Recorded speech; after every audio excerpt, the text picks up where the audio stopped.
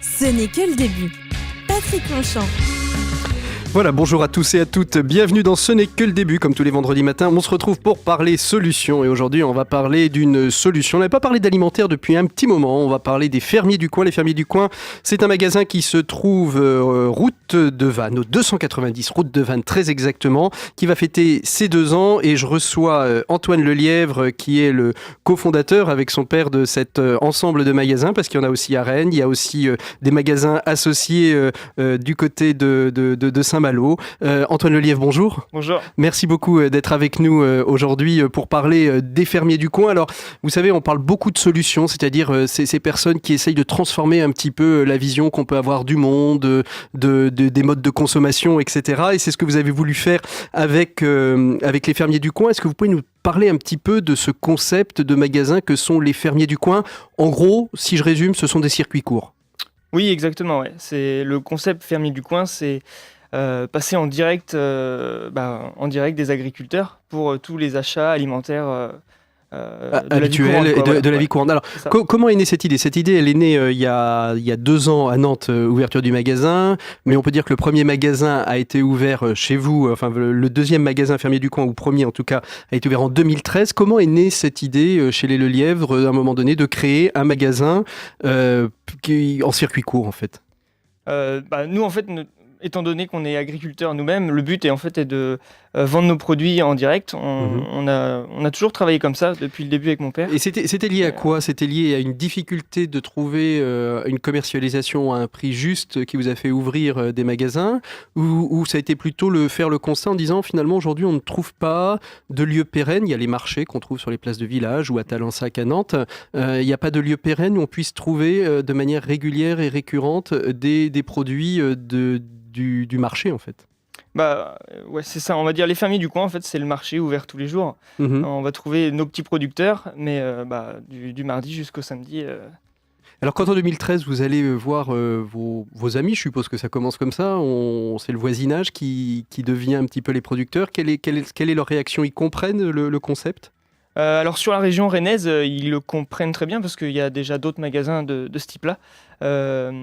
Donc ça s'est fait très facilement, on va dire, sur Rennes, parce que justement c'est nos voisins, nos collègues, on fait les marchés avec eux, donc ça a été assez facile de les convaincre. La confiance s'est rapidement installée. Sur la région nantaise, on est moins connus, nous, en tout cas, notre ferme, donc ça a été il a fallu être un peu plus convaincant. Mais bon, il y avait aussi le magasin de Rennes, donc ça a aidé un petit peu à... Alors aujourd'hui, ça fait 2 ans, justement. Quel est le bilan de ces 2 années des Fermiers du Coin au 290 route de Vannes? On ne peut pas dire qu'on ne fait pas de pub ce matin. C'est un bilan positif, c'était très encourageant. En tout cas, la clientèle est au rendez-vous, les produits sont appréciés. On a sans arrêt des producteurs aussi qui veulent venir adhérer au concept, qui nous proposent leurs produits. Donc, Qu'est-ce qu'elle vous dit, cette clientèle, justement? Quel retour clientèle vous avez sur la consommation qu'ils ont des produits que vous proposez chez vous? Ils sont contents de mettre un visage sur le produit qu'ils mangent, en fait, c'est de savoir d'où il vient. Ouais. Puis quand on communique sur le nom de la commune où est produit l'aliment, ça leur fait tilt direct dans la tête. Parce que ça, c'est aussi un concept, c'est de dire, quand on va dans votre magasin, quand on rentre dans votre magasin, on sait d'où vient la carotte, on sait d'où vient le porc, on sait d'où vient le navet? Exactement, ouais. On sait, origine France, là tout le monde peut, c'est assez facile, c'est la réglementation. Nous, on vient rajouter le nom de la commune, quoi. Donc, et les producteurs viennent eux aussi de temps en temps donner un coup de main au magasin, être présents à côté de leurs produits? Alors ouais, on implique aussi les producteurs là-dedans, c'est qu'on veut qu'ils viennent, les producteurs viennent régulièrement en fait en magasin pour présenter leurs produits. Donc ils viennent faire de l'animation, de la dégustation, ils sont en contact avec la clientèle, quoi.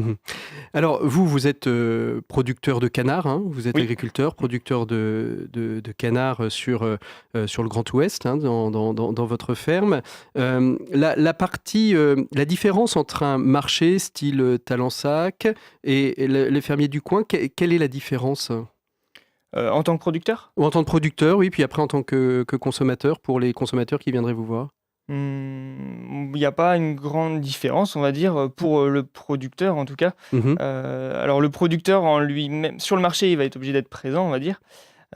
Sauf qu'en magasin, donc il va confier le produit au magasin et il aura moins de temps de présence, on va dire, à vendre son produit, quoi. Mhm. Et pour le consommateur, il va...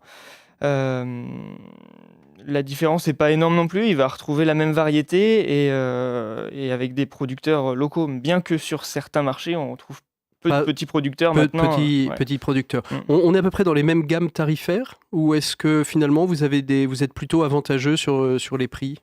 Alors sur les produits de base, on va dire qu'on est situé comme un marché, Oui. voire des fois un peu moins cher en fonction Mhm. d'où est le marché. S'il est dans une zone où Où il pratique des prix assez élevés. Mais sinon, voilà, ça va être plutôt équivalent sur les produits de base. Et forcément, nous, sur les produits transformés, c'est-à-dire quand un producteur fait une lasagne, une terrine ou quelque chose, il n'a pas les moyens forcément industriels que peuvent avoir des gros... Mais par contre, vous vous engagez sur trois choses hein, aux fermiers du coin. Vous engagez d'abord sur des produits de saison, c'est-à-dire qu'on ne va pas trouver des produits qui sont hors saison, comme disait la chanson de Francis Cabrel.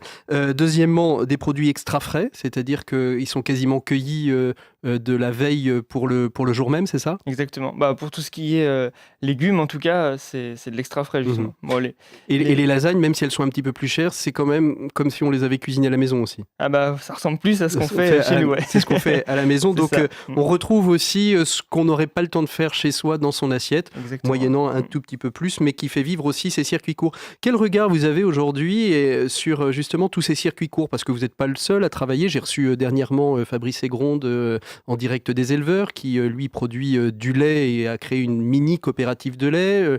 Vous avez le réseau Andes, peut-être avec lequel vous travaillez, qui sont les épiceries solidaires, qui ont un réseau justement de producteurs locaux pour aider à la fois à la solidarité et puis permettre aux agriculteurs de vivre. Comment vous vous situez dans cet écosystème? Alors moi, je suis vraiment... je suis pour tout ce... En tout cas, quand je vois un nouveau magasin de producteurs s'ouvrir ou autre, je me dis pas, voilà, un concurrent ou autre. Pour moi, il faut mettre en mouvement toute cette vente directe, ce circuit court. Et dès qu'il y a un projet, j'en suis très, très content et je le soutiens, quoi. Aujourd'hui, vous avez 2 magasins, à Rennes, à Nantes. Vous travaillez dans une coopération d'agriculteurs aussi en Nord-Bretagne.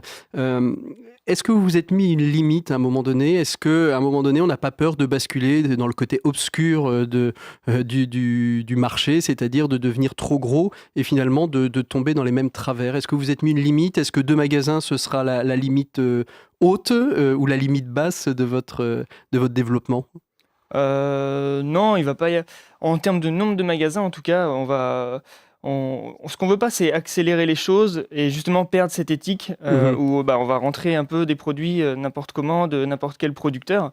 C'est-à-dire que vous faites une sélection des Ouais, il y producteurs? a une sélection. Et comment vous la faites? Quels sont vos critères? Alors en fait, on va d'abord à la rencontre du producteur. Donc, c'est-à-dire que chaque producteur est visité. Donc, soit la plupart du temps, ça a été moi qui, jusque-là, sur 2 projets, ça se tient. Sinon, ça va être les personnes qui travaillent avec nous, comme Laura, qui là, par exemple, hier, est allée voir un producteur de bière du côté de Chartres. Et en fait, l'intérêt de ce producteur-là, c'est qu'il cultive ses céréales et qu'il fait sa bière lui-même.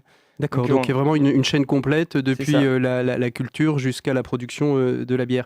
Quels sont les quelques critères que vous avez? Est-ce qu'il y a des critères de biodiversité? Est-ce qu'il y a des critères d'engrais? Est-ce que vous êtes vraiment 100% bio? Est-ce que vous êtes plutôt sur de l'agriculture raisonnée ou de l'agriculture, je dirais, normale et basique?